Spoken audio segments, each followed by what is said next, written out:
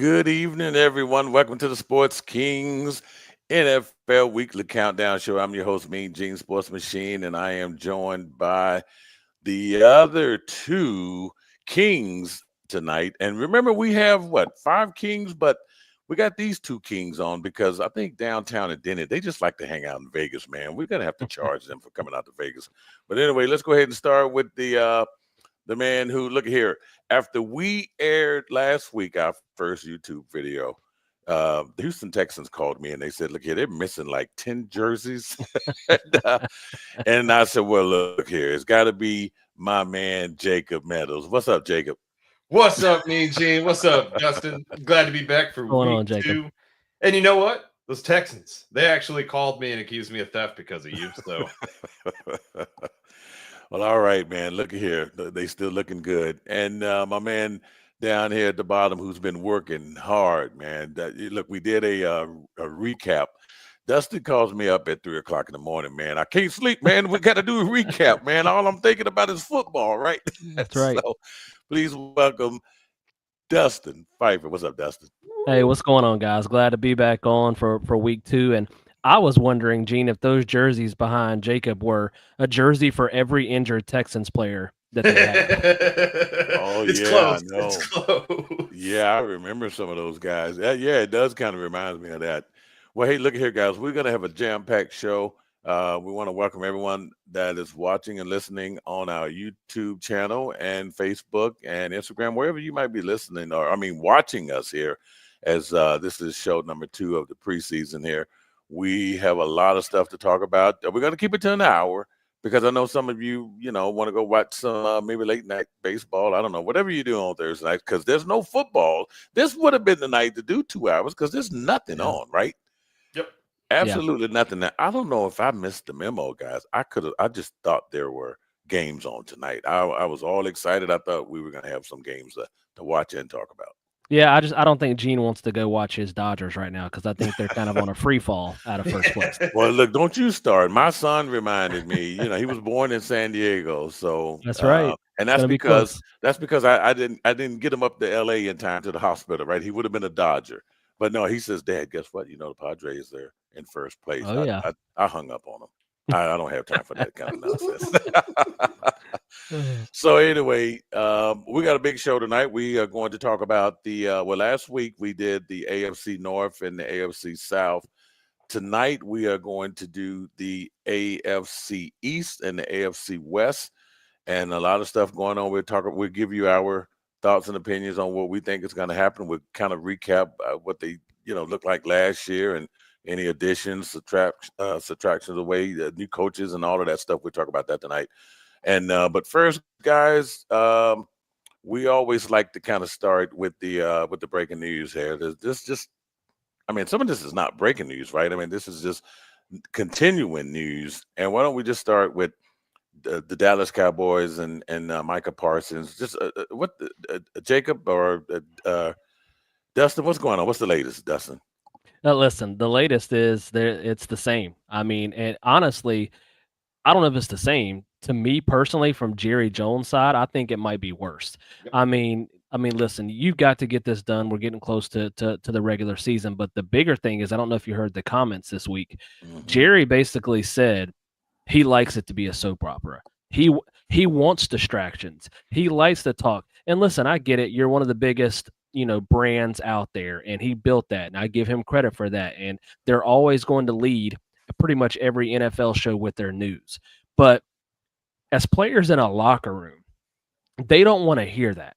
Like, they don't want to hear that you're basically playing with the guy's livelihood like Micah Parsons and with the money he's going to make because you want to have to stir the pot to be on the center of attention on the news. Every way we turn, Gene, I don't think it could get worse for Jerry Jones, but somehow he finds a way to make it get worse. And again, he's had success 30 years ago. He's built a brand, even though they haven't been winning here lately. But I think at some point, somebody's got to get in his ear, whether it's his son, some of his other family members, and say, hey, it's time to step to the side. And you can still be around and still be one of the main guys that you built this place, but you shouldn't be running the day-to-day activities. Yep. He basically came out and said that he was he was more invested in the entertainment value of it than he was winning games, winning championships. The things that actually pay the players, right? The things that these guys are putting their lives on the line, quote unquote, right? But putting their lives on the line, this is what they do. And Jerry's more interested in the entertainment value behind the brand of the Dallas Cowboys than he is the Dallas Cowboys. And it is crazy how this has fallen apart with Micah.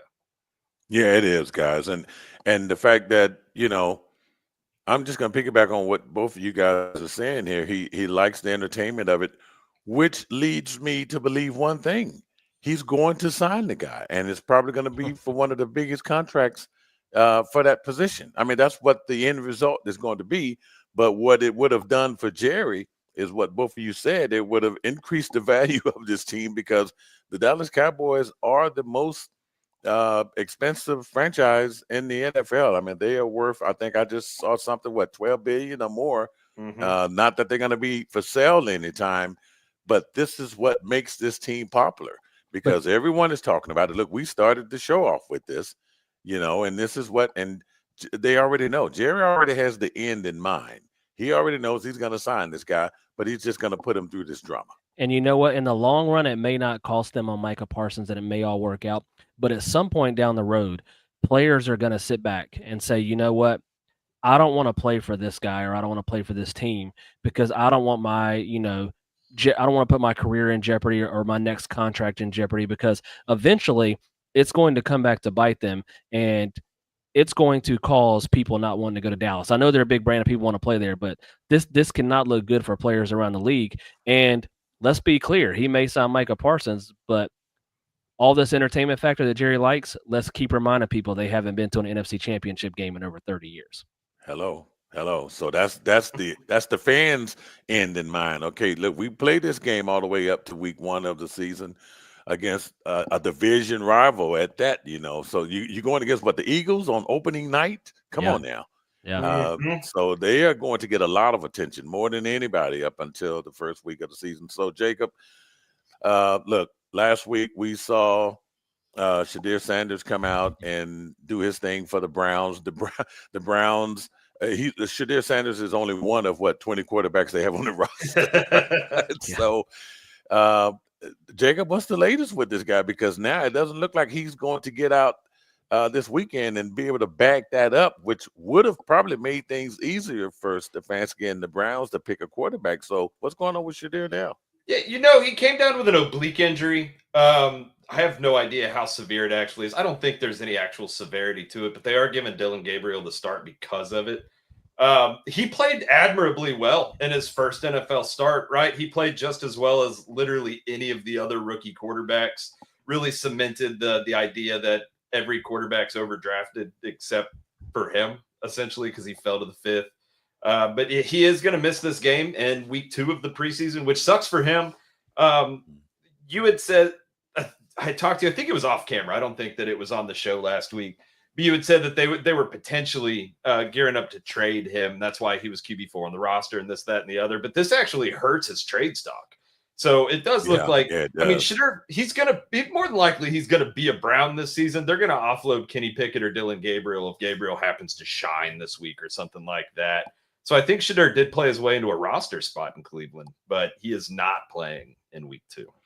Well, I'll tell you what, it's a crazy saga that's going on in Cleveland right now, Gene, because you mentioned it with all the quarterbacks that they have and what they're trying to do. You draft 2, you got Kenny Pickett, Shador has a good first performance. So how much does that move him up the depth chart? He's still sitting at 4. And I'm telling you right now, I was watching ESPN this morning, and one of the Cleveland writers were saying that there are actually fans in Cleveland that think this injury, like maybe Jacob said, is kind of not severe or not even an injury at all, and that they're trying to slow play the Shador Sanders angle so fans aren't just calling for him to start so soon in the season. Now, that's that's what we call right there a conspiracy theory. That's I don't think that's what's going on. That's what fans are saying. But I think it makes a good point of if Shador keeps playing this well in preseason, and again, I'm not saying this is what they're doing because I think it is an injury and hopefully he gets back because like Jacob said, it hurts his stock after a very good performance. But if he were to go out there this week and start and light it up again, all the fans, as much as they love Joe Flacco, they're going to be calling for Shedeur Sanders to start. And you never want your backup quarterback to be more popular and have that much rise than your starting quarterback, because one bad drive by Joe Flacco and the whole city and league's going to be calling for Shedeur Sanders. So I don't know. Again, I don't think that's the case. He probably has an injury. But what I'm trying to say is this situation is only going to get more fascinating as we get closer to the season, because if Shedeur comes back and he continues to put on good performances, we know Flacco's a veteran and he did some good things for Cleveland. But the fans are going to be ready to see Shedeur Sanders right now.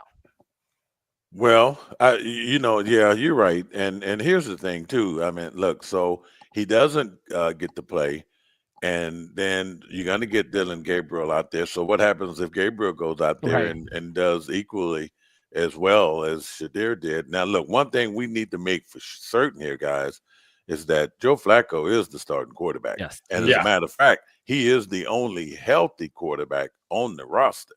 Mhm. So right now, he could. Right now, he's looking at 17 games, right? I mean, I know those other injuries are going to get better with these other guys, but yeah, we still have to see Gabriel, and we saw Huntley. Huntley is just a backup to the backup to the backup, right? And we may not see him at all. He might be, on the practice squad or something. But it's a saga. And wait a minute, guys, and it gets even a little bit more interesting, because something we didn't really talk about this last week, but keeping it in Cleveland.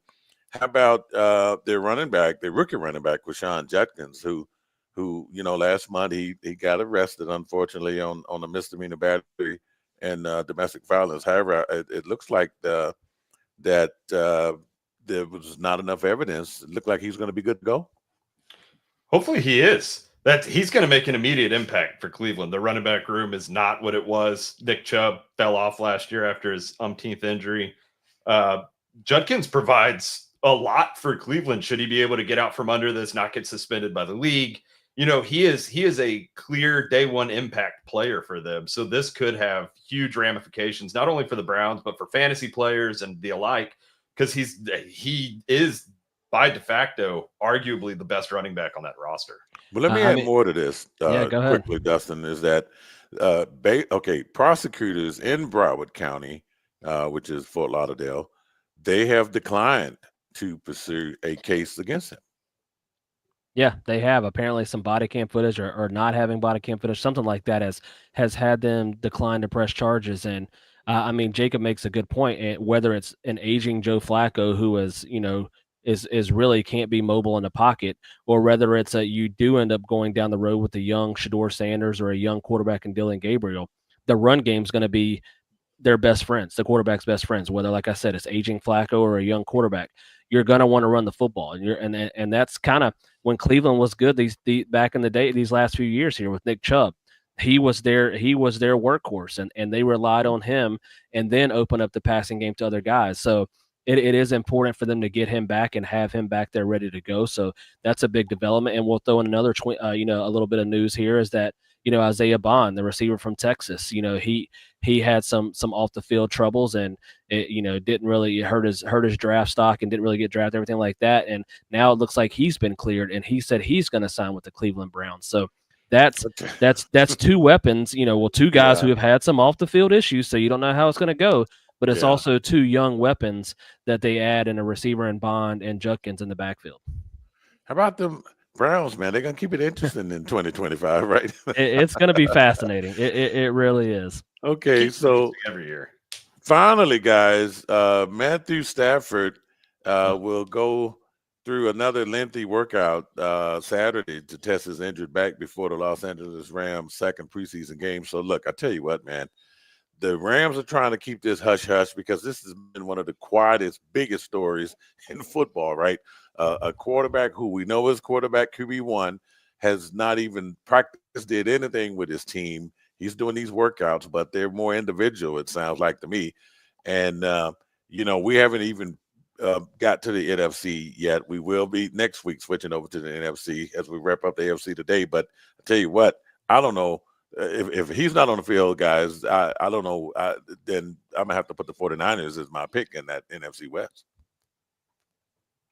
Yeah, it's a rough. He had to get an epidural in his back, right? Like just out of the gate, you have to get an epidural. It is a bad thing, right? Like that is an immediate red flag. McVay has tried to downplay this as much as he could. This is going to be a big deal, right? If Stafford's not ready to go week 1, Jimmy G steps in as the starter, and you have a totally different Rams team. So this is big because they bring in Devontae, right? They're doing all these things. They're loading up to win now because Stafford's at the end of his career. If he can't go, the Rams are going to struggle in that division this year. Yeah, I'm trying to think of when I actually want to hit the panic button, and it's like I was like, okay, we're fine. He's a veteran, is a Super Bowl champion. He doesn't need the preseason. Does he need the practice rep with some of his new teammates? Absolutely. All quarterbacks do, regardless of how long you've been in the league. But at the same time, I'm trying to tell myself, as long as he's out there for week 1, I don't have an issue with the Rams. But when you go and sit there and say he worked out last Saturday, Gene, and then they say the workout went good and he's going to be back on the practice field Monday, and then Monday rolls around this week and he's not out there, then you're going, well, why would you say that? And then he doesn't come out there. That makes me think it's a little worse than what they're saying, like Jacob said. So I'm going to still pump the brakes and say as long as he's out there for week 1. I think I heard on ESPN, or I saw it on Twitter, that Schefter said if it was a game week that he would play. But when you're a veteran quarterback like that and you're getting up there in age, 37, your back's not going to get better. It might be manageable and you might be able to play through it, but it's not like it's just all of a sudden going to go back to 100%. And that's coming from a guy who doesn't play football and had to have back surgery a few years ago. Oh, yeah. It's not going to get better. That's going to be there. So am I a little concerned? Yes, but I'm going to try to pause on the panic button as long as he's out there for week 1. But if he's not out there for week 1, Gene, yeah, then you better press the buttons and everything, because this team has Super Bowl aspirations, and without him out there, that's not happening. Okay, fair enough. All right. So, well, we hopefully next week we're he will not be part of our breaking news here, and we can just sort of, move on and for everybody that says he needs to be out there getting reps with Devontae Adams, you're talking about 2 veterans. Those guys will click as soon as Stafford gets on the field. Now, maybe some of the younger guys, maybe, but him and Adams, they'll be clicking no worries when they play together. Yeah, no worries whatsoever. All right, guys. How about we jump into the AFC East here? Okay, and we will remind those watching on YouTube who those 4 teams are. If you don't know by now, you probably don't know any damn thing about football, right? So this is really nothing, right? Okay, so we got the Jets, we got the Dolphins, we got the Patriots, and we got the Buffalo Bills, and we are going to give you our thoughts on each one of these here. And Dustin, I tell you what, how about we just go ahead and start with the Jets here? Yeah. And they finished last year 5-12. And you want to go ahead and go over those additions and losses? Yeah. I mean, shout out to walterfootball.com for providing these little outlooks. It's good for us to see kind of who they picked up, who they lost. And obviously that first name is probably what we'll spend most time talking about, getting a new quarterback in Justin Fields and moving on from Aaron Rodgers. Also not on here, we got to mention new head coach Aaron Glenn coming in from Detroit. So a lot of new faces in New York. And Gene, just recently here on our preseason recap show, they had a very good week 1. And I just think there's some optimism around the New York Jets. And yes, they lost Rodgers, they lost Devontae Adams, they lost, some other people. But they did bring in some people too. And this is going to be one of the more intriguing teams to watch. I know you've watched Justin Fields in Pittsburgh, and we all have watched him in Chicago. Does he finally get that full-on chance to be the starter and kind of, I would say rejuvenate his career from not being a backup? So yeah, I think the Jets are an intriguing team to watch this year. Go ahead, Gene. Oh, well, I was just going to say, look, the Jets, I don't know. I mean, that is a lot of movement there, and I'm really happy for Justin Fields. And, the Aaron Rodgers experiment did not work out, so they trade that Aaron in for another Aaron. However, this is the head coach, Aaron Glenn, so hopefully it works out a little bit better.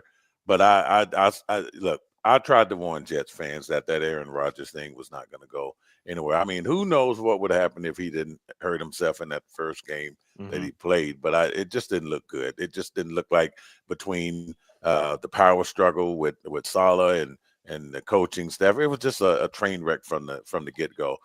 But I think this is probably going to be a better team. This is look at these names up here with these additions. It seems to be drama free. Okay, they got a coach who's a leader, and he's going to come in and demand respect and all of that stuff. So I think it's a good outlook. And look here, man, if you're counting here, I don't think the Jets have won a division since 2002. It's been a long time, I think. And I think they won a wild card game, and that was a 9-7 record back then. So it's been just Patriots and Bills right since. So, but let me ask Gene, you had Justin Fields on your team last year as a Steelers fan. Can this guy be a full-time starter in this league? Well, hey, a $40 million contract for 2 years. He's getting 20. He's highly underpaid as far as starting quarterbacks, but this is still an opportunity, and I just don't think he has been given those opportunities. The Bears, who are notorious for ruining quarterbacks, right? And then Pittsburgh, I don't know. I thought he was okay. So this will be his opportunity, and I hope this is his team. He can call it his team, and hey, I guarantee you, if he goes out there and goes 10-7. And both of these years, and they make the playoffs, he's going to be looking for a contract. Yeah, I tell you what, you said Justin Fields is going to be the guy we talk the most about with the Jets, and he is. But there is another name up there. He played for the Texans. I know which one. No, Andrew Beck. I was going different. Okay. Nah, Andrew Beck. So he is a terrific fullback. He reads very well. He pass blocks very well. He run blocks very well. He can catch. And he's a good special teamer. I think both Braylon Allen and Breece Hall, and I think Justin Fields as well, are going to benefit a lot from having a savvy fullback join this team. They're probably not going to use him in every formation and not in every set, but Andrew Beck might actually be an unsung hero, kind of like a Patrick Ricard or a Kyle Juszczyk. Like, Andrew Beck has the ability to be a game changer. Who did you think I was going to say? Because the other two names. Go ahead. No, I was going to say that the two names that stick out to me that are going to benefit Justin Fields are their first two draft picks. You draft a tackle in the top 10 to protect him, and then you draft a pass catching guy in Mason Taylor. Like, think about the Jets and Aaron Rodgers. What went wrong with him? He got injured. They couldn't protect him. So what they do, they go out and get a top 10 tackle in the draft. So I think that's going to be big for him. But one thing you just said, Jacob, that I completely agree with, and I said this on the preseason recap after Justin Fields ran for a 20-yard touchdown in the first week. They've got to run the ball over and over and over again with Fields and Breece Hall, because they still have a solid defense. So your game plan should be to just pound that rock as much as possible with RPOs with Justin Fields and Breece Hall and different things like that, and then play these close games 20-17, 24-20, where your defense can help you win some games with that run game. That's got to be their game plan going into the season. Well, I tell you what, a lot of additions, a lot of losses there, but we're going to see what Aaron Glenn is going to do with this squad. So it looks like he's got a lot of high character guys. So hopefully... I do like him a lot, though, Gene. You mentioned Aaron Glenn. I like what he's going to bring to that team, and he played for the Jets, so he knows what to expect in that big market up there. Absolutely. Okay, so let's look at the other team here in that division, and that is the Miami Dolphins, who finished with a record of 8-9, Dustin. Yeah, 8-9. Listen, they added, brought in Zach Wilson to be one of the quarterbacks, brought in Madison, who's already went down with a neck injury and is out for the season. That's a brutal injury. Wish nothing for the best for him. But how about that name? Bringing back Darren Waller out of retirement and trading for him. I mean, man, that's a name from the past. But look at the losses, though. You lose Mostert. You lose Jonnu Smith. You lose, a couple of offensive linemen there. I mean, you lose Ramsey, Fuller, Poy. I mean, they lost so much. I know we're going to get into predictions later, but I really just don't have a good outlook for the Miami Dolphins this year. And not only that, you lose all of that, and then your biggest question mark is still, can your quarterback stay healthy? So I'm worried about this team this year. They went from a couple of years ago when Mike McDaniels got hired to looking like the team that was on the up and up to compete with the Bills in the division and be this high-powered offense with Tua and Mike McDaniels calling plays, OBJ and Waddle and Tyreek Hill. I mean, all these guys, OBJ goes and retires. And now it's just like it's kind of been brought back down to earth. And a lot of that has been because of Tua's health. But I just wonder, Gene and Jacob, if this year goes sideways, after all the goodwill that Mike McDaniels had built up those first couple of years, I think he's one of the coaches that are on the hot seat this season. I have to agree with you on that. I think Mike McDaniel's probably gone this year. The Dolphins are probably not going to be great. I did think that they had one of the best free agent signings of free agency, and that was Nick Westbrook-Akine out of Tennessee. Yeah. I think that dude can ball. I think he's going to do really well on this offense. But there's not a lot of other positive points, right? I've got a couple of Darren Waller songs in my Spotify playlist, right? He's a great rapper. He was one of my favorite tight ends in his prime, 8 years ago. He's good. He could probably play, started out on the pup list so he could get, back into shape and what have you. Is he better than Jonnu Smith? No. They lost a lot, traded Ramsey for Fitzpatrick. They at least got Fitzpatrick back at least. But yeah, but Fitzpatrick's not. He's declined a lot. Yeah, and you lose Javon Holland and Jordan Poyer at safety. You bring in Fitzpatrick, whose entire career has been around being in the right place at the right time. Like I don't know. The Dolphin, the outlook can't be that great. It can't. And look, you guys know because we play in the same fantasy football league. Jonnu Smith was one of the hottest tight ends out there at the last part of the season, man. He was tearing it up there. So I was shocked that they parted ways with him. And Mostert, we kind of saw that coming because he was losing most of his carries to A-Chain anyway, right? So, but no, I agree with you guys that Mike, what is it? What's it? Mike McDaniel? Mike McDaniels, yep. Yeah, I think he just never really looked like that head coach, man. I don't know. I don't know what he's a weird guy. Like. Yeah, he just looks he's just different. Look, Dolphins fans, they have to be, concerned there. They haven't won that division since 2008. And I don't know how the hell they won that division when the Patriots had won, before and after. I don't know. That was just one of those off years for the Patriots that the Dolphins snuck in there in 2008 when they finished 11-5. But I just don't see it. I think you're starting to see decline in Tyreek Hill, and hopefully they could keep Tua, up healthy and stuff. That's always a big if. Well, not only a decline in Tyreek Hill, we don't even know if he's fully happy to be in Miami. True. Remember in the offseason, he was saying he wanted out of there after the way the season ended, and then it ended up coming back around. I'm not going to give my predictions away and things like that till we predict the divisions, but I can tell you right now, looking at that 8-9 record, they're not winning 8 games this year. I'm going to go ahead and say that. Okay. All right. Well, then how about we move it over to the New England Patriots here, who they undergo. I mean, look at all of these additions there. 4-13. It's gonna take the whole hour. I know a lot of them, but look, nothing like the Patriots of the 2000s. 10, 11 divisions in a row, you name it. But I tell you what, they do have their man. After last year, it didn't work out with Gerard Mayo. It didn't work out at all. He gets one and done. And they bring in the guy who they probably should have hired in the first damn place, and Mike Vrabel.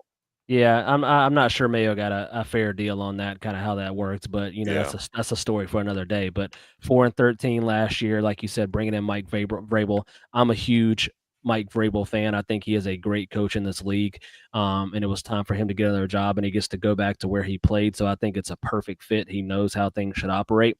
And you just mentioned, Gene, they had the money to spend. They had the draft picks. They already had their quarterback in place after getting Drake May, who I'm also very high on from Charlotte, North Carolina here. Not that reason. I'm just very high on him as a quarterback. But you look at Diggs. We'll see how he is coming off the injury, Hollins. But, I mean, look, they added Morgan Moses on top of drafting a tackle in Will Campbell, who is supposed to be maybe the best tackle in the draft. You bring in all this defensive help when it comes to Milton Williams and it comes to Chason, and I mean Tonga and Landry is a great pass rusher. They bring in, it's just so many guys. I'm very bullish on the New England Patriots this year. They're obviously, I don't think they're going to compete with the Bills to win the division, but I do see a drastic improvement in their wins. We'll see if that's around the 500 mark or what that is, but I think you're going to see a much better Drake May this year now that he has some weapons around him and a defense to go with them. And look at that second pick I didn't mention, Travion Henderson, who took a kickoff back to the house in his first 100 preseason yards. They have brought in some guys, and they know they got their quarterback, so they're spending some money pretty quickly. I think this is a team that's on the rise. I have to agree with you there, Dustin. I'm also very high on the Patriots. So I spent my entire young life, right? My childhood, my middle life, and then my young adult life, right? I hated the Patriots. Same. I'm a Texans fan. I hated the Patriots. Listen, ever since they cheated the Panthers out of the Super Bowl, yeah, man. I couldn't stand them. I'm going to be one of their biggest bandwagon fans this year. I'm kind of bandwagoning for your Panthers. I'm high on the Patriots. Drake May, football guy. I talked a lot of smack about him early last year. I ended up really liking him. They bring in Matt Collins. That guy lives his life barefoot. That's a man right there. Matt Collins is going to be great.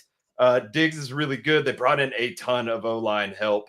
And then Carlton Davis out of Tampa Bay. Yeah, I think him and Bob Spillane, along with, like you said, Harold Landry. I was high on Harold Landry, but Bob Spillane and Carlton Davis are going to be forces to be reckoned with. Yeah, Braves is good. Yes, he is. And then Braves keeps jumping into dog piles and stuff in practice. They've got a plastic surgeon on speed dial because he's busting his face up with the guys. The Patriots are gonna be good again. I say it with a smile on my face. My heart hurts a little bit saying it, that I'm kind of excited for it. But the Patriots they're gonna be vastly improved over last season. Yeah, I would agree, guys. Look, Mike Vrabel is a good guy. Tennessee just screwed up, in my opinion. How do you let this guy go? He gets into it wasn't much of a power struggle. He wasn't going to win. I just think the owner didn't like him, and it was proven, and they got rid of him, which a big mistake. I mean, they got that team in the playoffs there, and amazing. Look. In most games, you sack Joe Burrow. 9 times you win that game, but that was just one of those games that it didn't happen. But he was still a good guy. I think he's really going to he's going to handle the media. He's one of those guys. He doesn't let nothing get. You ask him a dumb question, he'll call you out right there in the middle of the press conference. I mean, he's one of those guys. He's going to be hands on. I think they will be better. I think Drake May will be better. And look at here, Joshua Dobbs is probably one of the best backup quarterbacks in the league, right? He just goes out there and gets it done, almost like Case Keenum, right? You just call their names and hey, we'll do what we need to do. I think you could just see the tone that Vrabel's setting, though. I mean, look, look at the 4 offensive linemen they brought in. Look at the defensive line with Landry and Milton Williams. They brought in Milton Williams, was a huge player for the Eagles on that Super Bowl team. And then, I mean, I'll still be curious about their receivers because, again, Diggs coming off an injury, and Matt Collins has always just kind of been a role guy. So who's going to be that one receiver that kind of steps up to be that alpha guy? I think that's still kind of a question mark that they have. But I like the way they're trending. And Gene, you mentioned Vrabel leaving Tennessee. Should he have gotten fired, or should they have parted ways? Probably not for what he did for that franchise. I think it's actually one of those ones that worked out best for both teams. Because Vrabel gets to come back home to New England, and then with Vrabel, as good as they were, they still weren't getting over that hump of, like you just said, winning a playoff game, and they didn't have a solid quarterback to be their franchise guy, and it allowed them to kind of reset and now get the number 1 pick in Cam Ward. So I think it worked out on both sides. Yeah, it did. All right, and the last team here before we get over to the AFC West is the one that, wow, I mean, look, the Buffalo Bills, what have they won? 4 or 5 straight AFC East titles. They couldn't wait for Tom Brady to retire, right? So they just tuck right over, and they got a beast of a quarterback there. I don't know if he's a quarterback or linebacker. It's hard to tell sometimes with Josh Allen, but 13-4 in 2023, 11-6, 2022, 13-3. I mean, they have done nothing but win games there.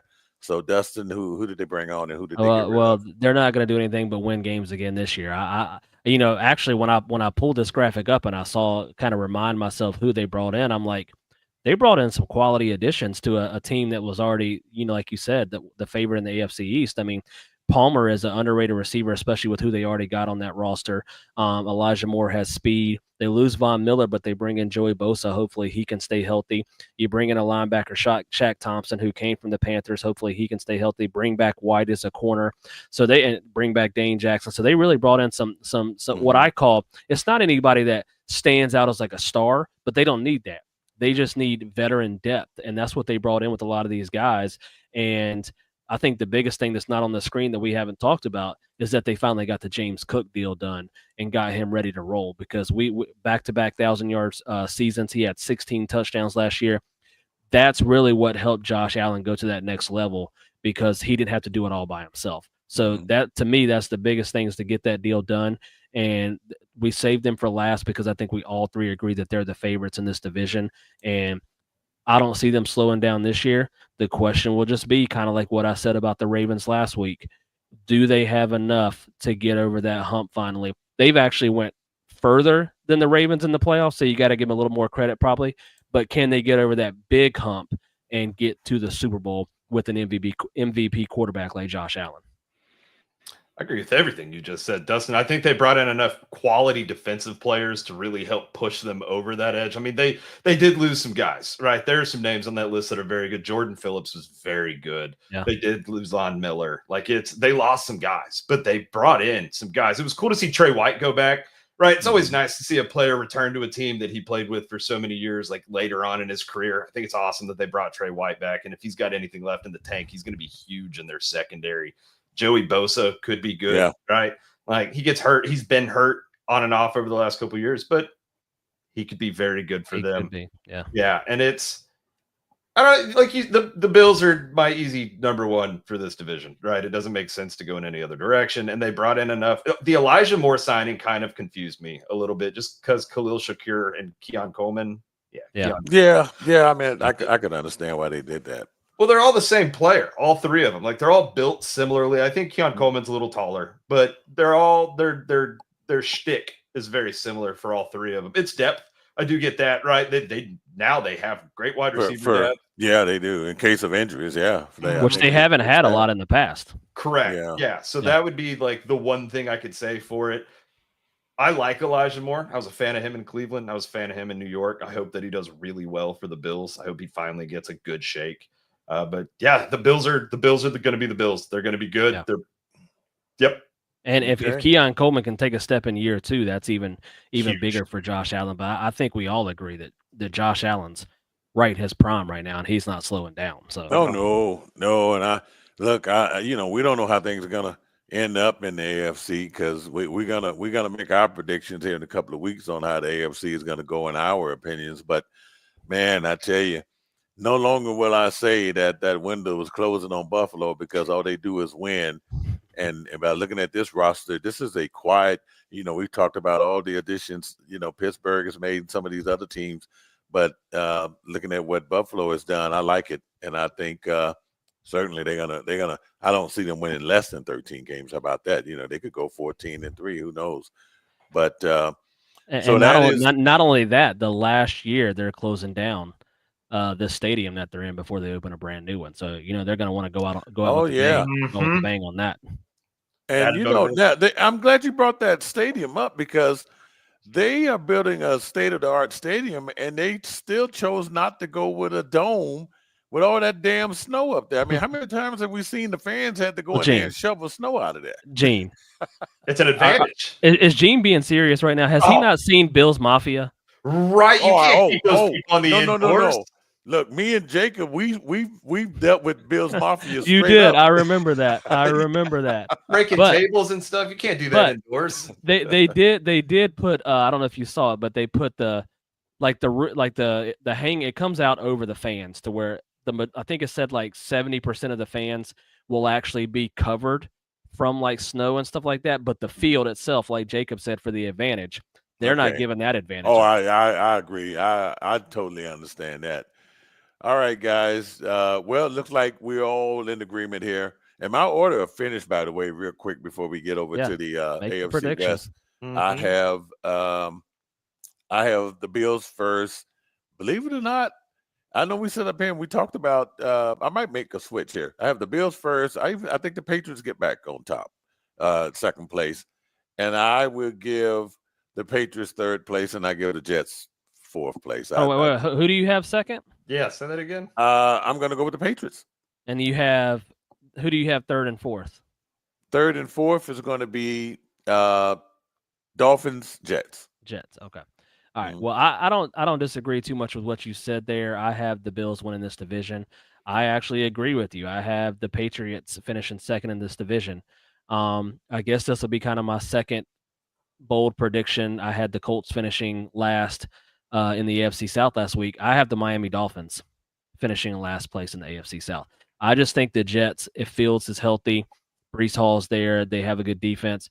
I really think I think Aaron Glenn coming from Detroit, he knows how Jared Goff was helped with the run game.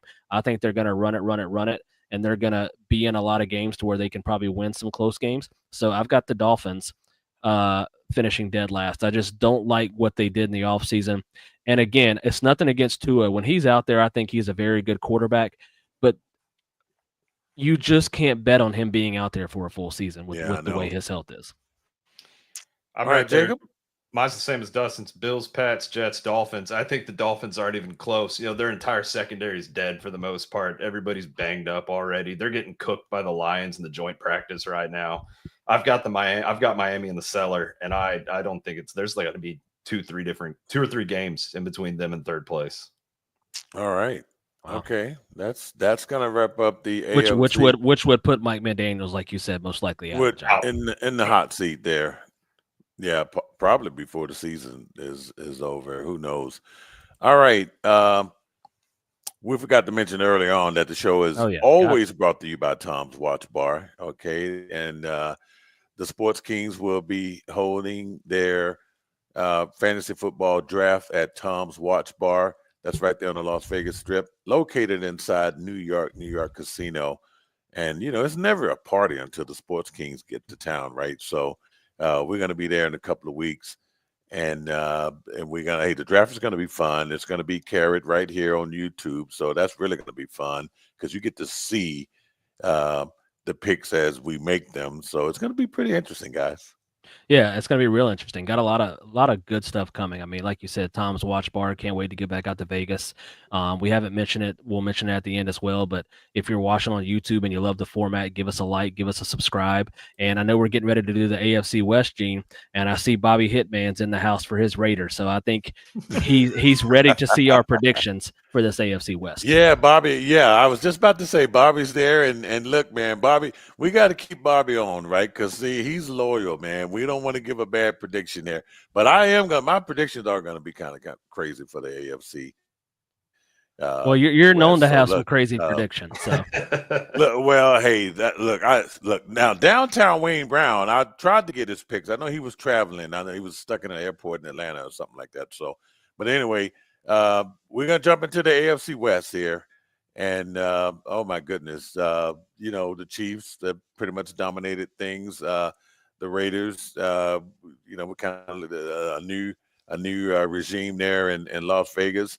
And can Bo Nix and Sean Payton, can they make things happen? And how about the Chargers? They under their inaugural year with Jim Harbaugh, what are they going to do in his second season there? So that's going to be interesting. So can we just take a minute and think about the four coaches in this division? Andy Reid, Sean Payton, oh wow, Pete Carroll, and Jim Harbaugh. I mean that's a murderer's row. That's great. That's head coaches. You're right. You got some Super Bowl. You got 3 Super Bowl winning quarterbacks there, right? Coaches. Yeah. I mean, it's just unbelievable. Yeah. It's going to be a fascinating division. Yeah. Wait a minute. Well, yeah, you got 3 because you got one that led a team to a Super Bowl and Harbaugh. So yeah. So yeah, man, you talking about the experience factor in this division? Oh, good Lord. Well, let's jump right into it because I think we're starting with the Denver Broncos, Dustin. Yeah, one of the surprise teams last year with Bo Nix at quarterback. He comes in, he has a great connection with Sean Payton, and they had a very good season. And I think it's, listen, I'm not a big Sean Payton guy. I've mentioned that over the years. As good of a coach as he is, I just the way he goes about some stuff. But Yeah. one thing he knows how to do is he knows how to coach quarterbacks, and he was able to get his rookie quarterback ready to roll. And you look at the additions. I think J.K. Dobbins is a big addition if he can stay healthy, because Denver has always kind of had that running back by committee, and if they can get Dobbins to kind of be that main guy, that's only going to help your second-year quarterback in Bo Nix. You bring in Evan Ingram, who can help with the pass catching. And they lose Williams, who I don't think panned out like they thought he would as a running back. They lose a couple of linebackers, so it'll be interesting to see. But this team, 10-7, should have some high expectations after being a playoff team last year. And the thing about it is, which I'm curious to get y'all's got your thoughts on it. Last year they kind of came out of nowhere. You didn't know what Bo Nix was going to do. Now teams are going to kind of be game planning for you more and kind of know what you're bringing. So it'll be interesting to see if they can carry that success over again in year 2 under Bo Nix. I think this team got better, just outright. Like, if you look at their subtraction, you look at what they lost, right? This team most certainly got better on paper going into the second year of the Bojangles-Nixon era. I think wide receiver is going to be a huge question mark for them. You have Cortland Sutton. That's great. Yeah. Beyond Cortland Sutton, you have Cortland Sutton as a just that rock, right? So it's going to be an open competition for wide receiver 2, wide receiver 3. I think Evan Ingram is going to be huge for this team. I think Evan Ingram is going to end up being an X factor for Denver's offense this year. And their defense, which was arguably the reason they did as well as they did last year, since Bojangles-Nixon came out of the gate real slow. You had Dre Greenlaw. I cannot pronounce Hufunga's name correctly out of the 49ers. I know where he came from. He was terrific. I just can't say it. I mean, you bring these guys in. You bring in a Jahdae Barron from UT, right? They are good. You bring in R.J. Harvey to play with J.K. Dobbins in the backfield. The run game's going to be better. Gene, I know you had Javonte Williams on your fantasy team every year for the last couple. Yeah, not anymore. Yeah, they got a lot better. I have high hopes for Denver. Well, look, guys, I'm going to say something about Bo Nix. I mean, last year, coming into the league as a rookie, he was the most experienced damn rookie ever since Chris Winkie back in the day. You remember that guy, Dustin, right? Of course, that's my Florida State Seminole Heisman Trophy winner. He came to my Panthers and it didn't do so good. It didn't do it, but he was the most experienced damn way. He came into the league, what, at 26 years old, damn near? 26 years old. So, but yeah, Bo Nix reminds me of him, but Bo Nix is like 20 times better, than Chris Winkie. Yeah. So I don't think you're going to see much of a drop-off there. And like you said, Jacob, with Sean Payton, he's not going to allow that. I mean, that's his specialty there, is running quarterbacks. Even though I'm not a fan of Peyton either, but look, the Evan Ingram guy, that really makes Evan Ingram is good. Yes. I think that guy's really good there. And of course, Dre Greenlaw. So look, the Broncos are going to be an exciting team. Okay. And I think they look 10-7 with a rookie quarterback. Just imagine it. Look, before the Chiefs ran off 9 straight AFC West titles. Well, guess who won that? Guess who owned that division? Denver did. Of course, they had Peyton Manning. They won 5 straight division titles before Andy Reid came to town. I do think they're going to be good. I think they're. I mean, I think they have talent. I think Bo Nix, Sean Payton's got him in a good spot. The receiver, good call, Jacob, is a question mark. I just, and we'll say this with most teams besides the Chiefs that we go through in this division. It's really just like if they were in a different division, if they were in the AFC South, no offense to the Texans, or maybe NFC South with the Panthers, I'll call it my own team, like you'd probably have them maybe as the favorite to win a division. It's just the fact that they're playing in such a hard division, and we'll see how that plays out as the year goes. It doesn't help them that – sorry, Gene. Go ahead. It doesn't help that this division's arguably one of the, top 2 or 3 hardest divisions in football now after everybody got so much better. Yeah. So now – it shows Chiefs here. We're gonna skip the Chiefs, save them for last. Save them for last. Yeah, go ahead. Okay, let's go with the Chargers then. Okay. Chargers 11-6 last year. Year 2 of Jim Harbaugh. Had a very successful first year under Jim Harbaugh, trying to get things the way he likes to play. I mean, look at these two names stick out to me right off the bat. Gene, I know you're going to shake your head because he wasn't great in Pittsburgh, but you bring in Najee Harris, and actually I think who's ended up going to be the starter is Omarion Hampton with that draft pick. I watched him here at North Carolina. That kid is a beast, and I think like him. He is the perfect fit for a Jim Harbaugh offense and should be the perfect person to help out Justin Herbert. They bring in Mike Williams for a reunion, and what happens? He turns around and retires. Now they go and bring another reunion, and he's not on here, but they signed Keenan Allen. So it's going to be interesting to see. They bring in Becton, they bring in some other offensive linemen. Now, the one thing that we don't have on this list that we have to get out of the way is Rashawn Slater. That for him to be out for the season, it's huge. Besides Herbert, there's not a bigger blow that you could have on this team. And going into these prediction shows, I was extremely high on the Chargers, and I still like them a lot. But you lose a guy like that in Slater, who's like an all-pro tackle. I mean, that is just a brutal loss. So we'll see what happens there. The receiver thing is, again, a question mark. Besides McConkey, who else is going to step up and be that guy? So I'm high on them. Again, we're going to say this multiple times reviewing this division. They're all so close. But I'm still high on the Chargers, and I think because of Jim Harbaugh, he's still going to have this team very good this year. I agree with a lot of that. You know, they do have Quentin Johnson out of TCU. Yeah, who's been kind of a bust so far. Bricks for hands. Yeah, he drops a lot of passes. He has not looked better in practice or in camp or anything coming into this season. I do hope he takes off, right? Like he's from Texas. I want the kid to be good. TCU guy. Correct. Yeah, Keenan comes in as the de facto number 2. I don't know how much you can like that at his age, and his durability has been shattered over the years. Big shout out to Jim Harbaugh for fixing Trey Lance, though. Right, we got a little bit of Lance. Trey Lance has looked better than he has for any of the teams that he's played for so far. It's preseason. Games don't count. They don't matter. But Trey Lance looks good. I mean, Harbaugh did take Kaepernick to a Super Bowl. Trey Lance, very similar play style. It is. The Chargers don't want to see Trey Lance on the field this year. I'm sorry, Jacob. Sorry. I just listen. For sure. Great, he fixed him, but he better be holding. But Chargers fans better be seeing him holding a clipboard. That's all they want to see. I agree. No, they definitely don't want to see him. I like to shout it out because like Jim Harbaugh is a guy, right? He is. Fix Trey Lance, but I like your Omarion Hampton pickup, right? Like I think they're kind of being coy about him being like the co-back or number 2 back. You give it a few games in, and this guy's going to be the primary back. I have no doubt about that. I think he's going to get 60 to 70% of the carry share. I really do, because he is a better back than Najee Harris, and there's no other way to spin that. I know Gene will agree with that. Gene has not been a fan of Harris for a while. I haven't. And he kind of dances and doesn't hit the hole, and he's just. I mean, for a top pick like that the Steelers spent on him. Yeah. You know, how he played in Alabama and how he played in the NFL is just two different. You know, we were hoping to get some kind of version of Derrick Henry, right? And that never happened. But remember, he comes into the season with an eye injury that he suffered. Fireworks. Yeah. So Omarion Hampton is probably going to see a whole lot now. The only thing that's going to hurt Omarion Hampton is, like you said, Rashawn Slater not being that tackle.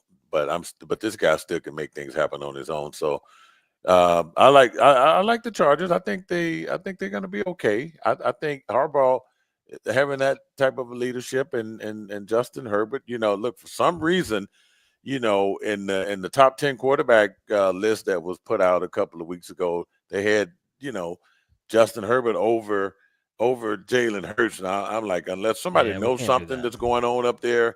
Yeah, I mean, look, if anybody can work with a quarterback is Jim Harbaugh. So maybe we might see some record-breaking numbers from Justin. We might. We can't do that, putting him over a Super Bowl. Yeah, I don't know how the hell that happened. I think Herbert is one of the more fascinating quarterback stories in the league, because I think the reason he probably got rated that high is because every analyst or GM or scout or whoever you talk about, the mechanics and the skills that he has is probably top 5 in the league with the way he can throw the football and the way he can use his legs and his arm talent. But the question is, he's very great. I mean, we say this about a lot of teams. He's very great in the regular season, but is he going to win the Chargers a playoff game? Are we going to get to that point? That's what's going to make him in that elite status of quarterbacks that you're talking about, Gene. And this division, man, it's going to be interesting here. So, Tough.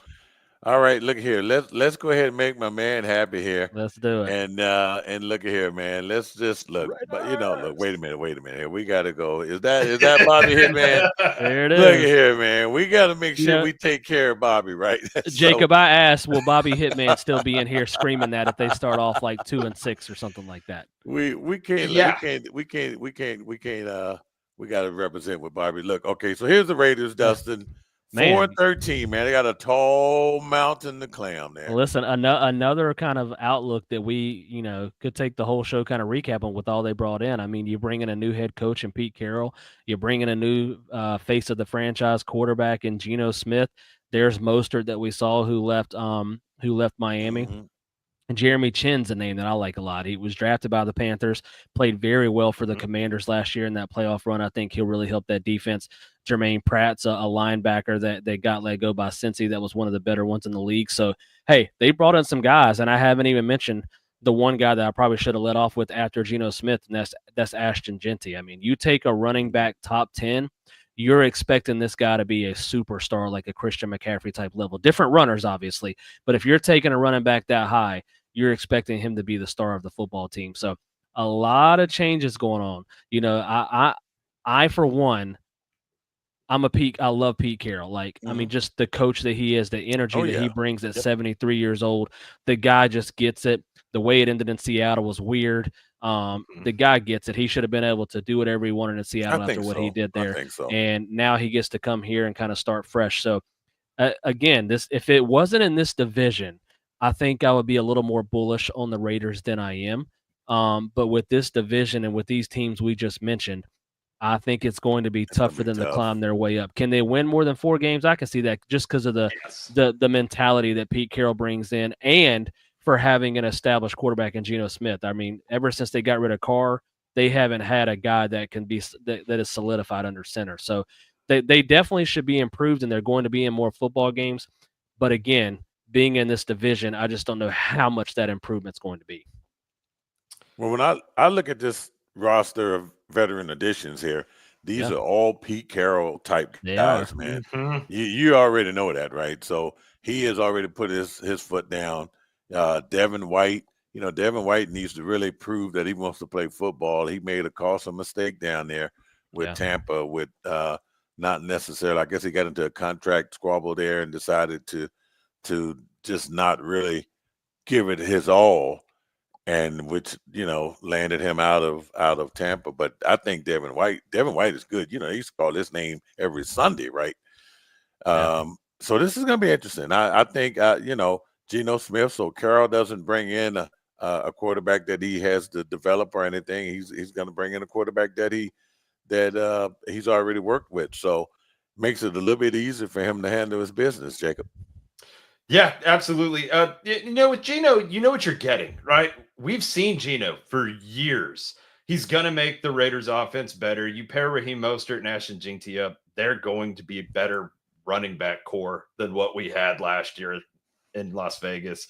I do have question marks on the wide receivers group, right? Yeah. I like Jack Beck. I think that was a great draft pick, but I don't know how their depth chart's going to fall within. I mean, Bowers is basically the number 1 target, right? Yeah. Like that you have Brock Bowers, and that's beyond him. You have Jacoby Myers. That's their primo number 1 receiver that isn't Brock Bowers. So it leaves a little bit to be desired, but I think some of these younger guys are going to come in and just ball out for them. They are going to be better. I don't think that they only win 4 games this year. I think they could get up to doubling that at worst, right? The Raiders should be vastly improved as well. And I like that you called out Jeremy Chinn. You're a Panthers fan. You got to say that.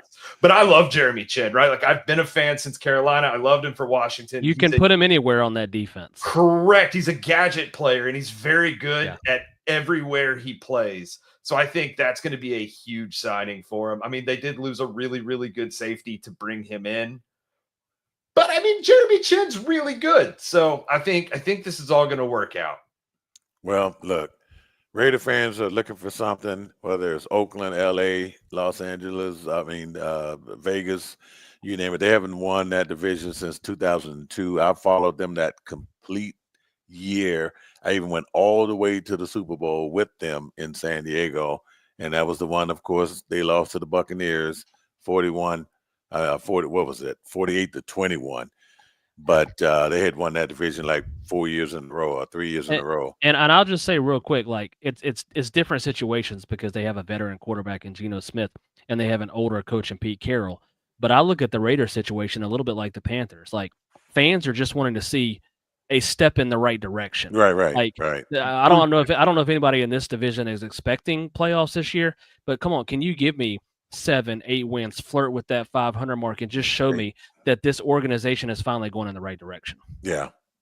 1,000. All right, guys. We're at the last team here. I think we got maybe 5 more minutes here. Yep. Do we even need to go through this last team? I mean, everybody knows who well, this is. look, I mean, obviously, probably one of the best records of last year, right? Yes. 15-2. Even though I can't recall a year where I've seen a team win so many last second games. Yeah. They could have easily lost 6 games, I think, but Yeah, they are 15-2. Justin. Yeah, you took the words right out of my mouth, Gene. To go 15-2 on a Chiefs team that really wasn't a Chiefs offense. It mainly was the defense that was carrying this team last year. That's just scary to think about. But you look at some of the additions, bringing in Mitchell at running back, bringing in offensive tackle. The biggest name that I'm going to mention is the offensive tackle Josh Simmons right there that they drafted. He had a very, very good week 1 and is having from what I've been hearing, an exceptional training camp. And it looks like it's just scary that they were playing a guard at left tackle last year and went 15-2.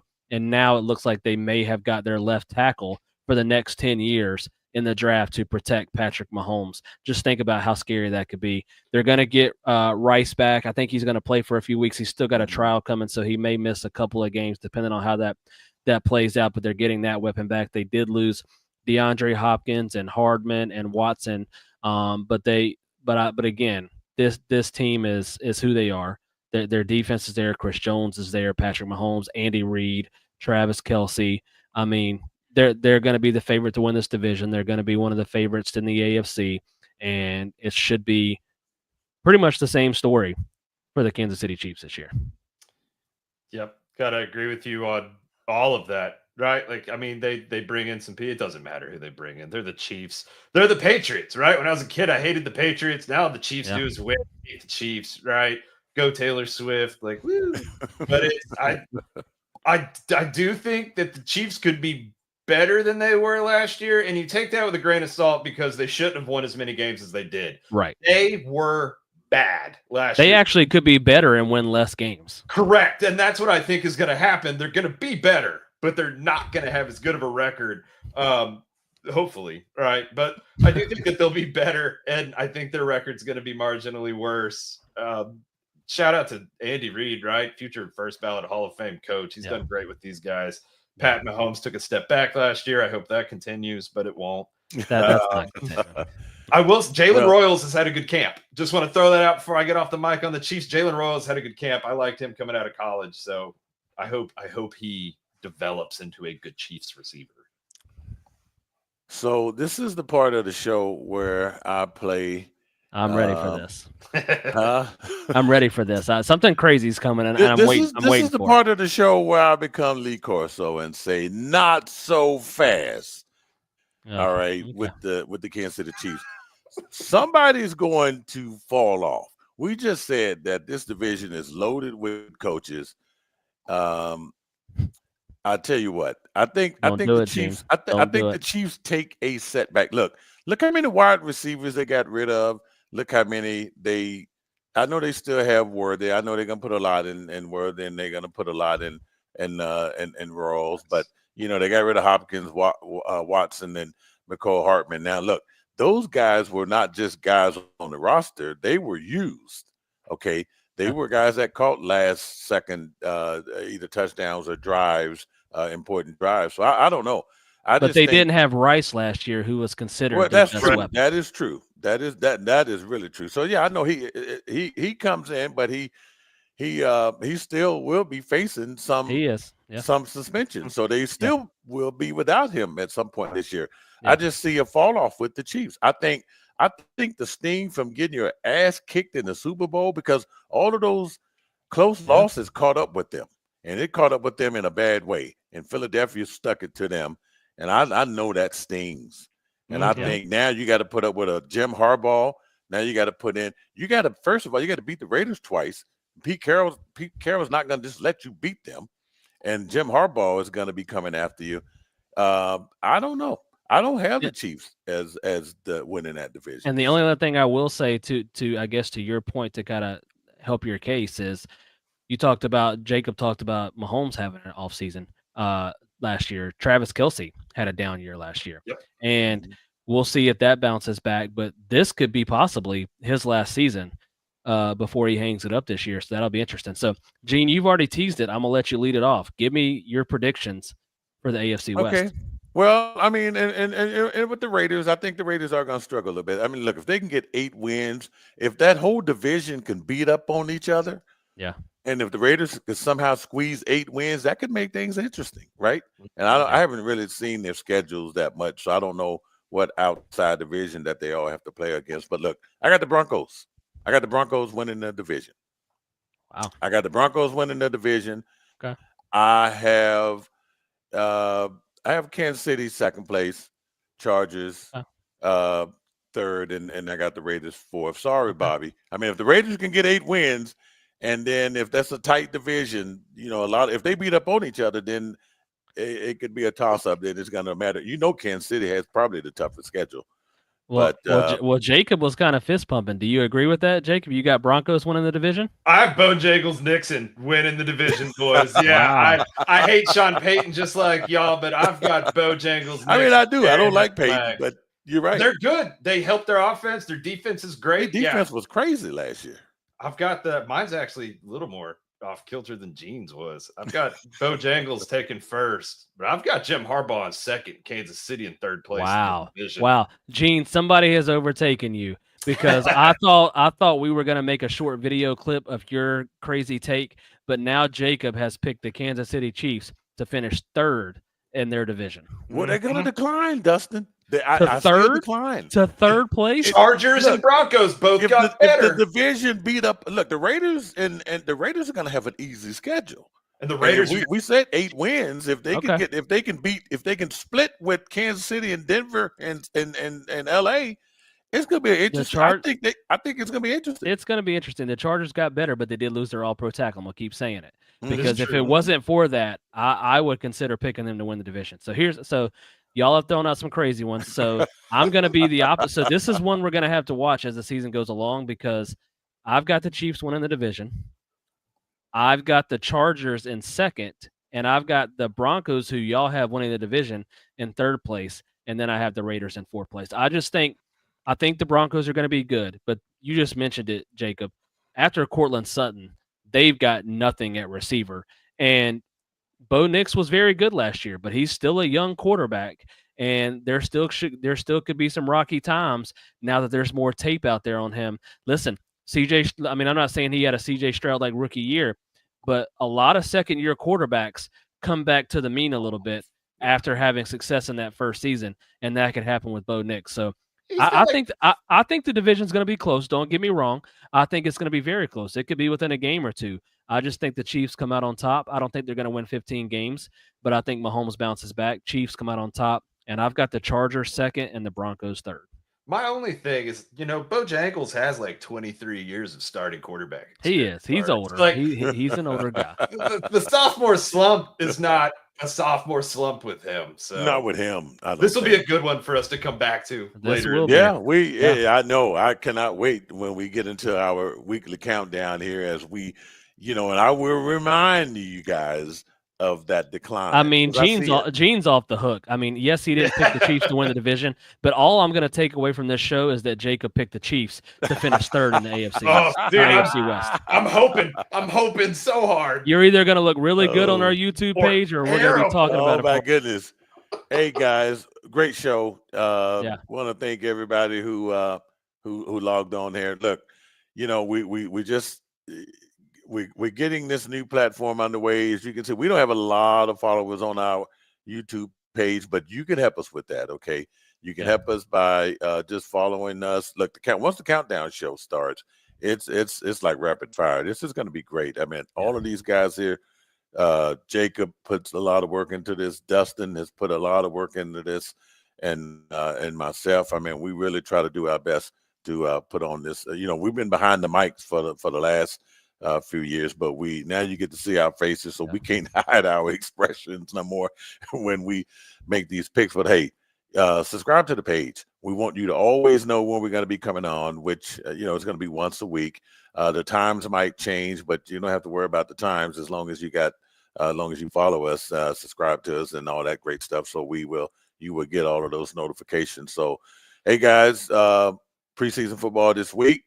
We'll learn more about what's going on, and I think next week we're gonna save them Cowboys for last. I'm giving them a chance to sign Michael Parsons. Okay, we'll probably do the NFC North and the NFC South. Dustin, does that work? That'll work. I'll be ready to talk some Panthers. And you mentioned it, Gene, before we hop off. I just want to say thanks to everyone for the support. Gene, you mentioned it. This is something new we're trying to build up. We've got a very good listener base from over the years. So listen, we appreciate all of the support. And even if you do subscribe, tell a friend. Everybody are sports fans. Tell a friend. NFL season's coming. Have them hit that subscribe. Have us check out the show. Any feedback, we'll take all the feedback. It's welcome. But as always, we appreciate all of the support we have gotten so far. We're only 2 weeks into this thing, and I think so far it's been 2 weeks of success. It's been great. Yeah. Yep, absolutely. And I can't say anything that you guys haven't already, but don't ask what the show can do for you. Ask what you can do for the show. That's right. We're here for the fans. That's right. That's a good one. And lastly, guys, I want to give a shout out to the world's greatest Air Force. I'm actually in Little Rock, Arkansas, on the Little Rock Air Force Base doing the show here. I just had dinner with some Air Force people, and Awesome. This is one of my favorite places to hang out when I'm in town. So they let me kind of hang out, you know, even though I was a Navy guy, right, and an Army guy. I don't tell too many people that, right? So hey, we'll come back and do this again next week. And hey guys, I'll see you next week. Enjoy the rest of the week. And it's the Sports Kings NFL Weekly Countdown Show.